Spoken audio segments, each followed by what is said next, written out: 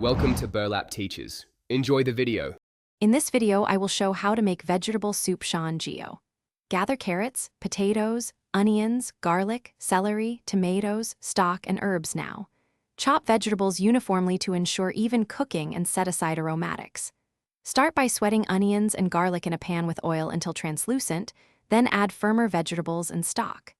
Simmer gently until all veggies are tender, then season gradually and adjust salt to taste for a cozy bowl.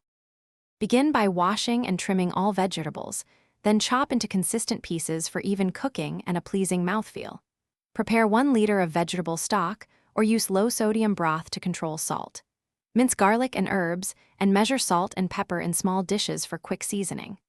Keeping ingredients organized lets you sauté and simmer without pausing, producing a balanced, flavorful soup that tastes like it simmered for hours even when made quickly.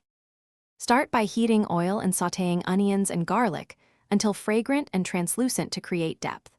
Add harder vegetables like carrots and potatoes next, then pour in stock and reduce to a gentle simmer for even tenderness. Add softer vegetables later to prevent mushiness and taste as you go to adjust seasoning.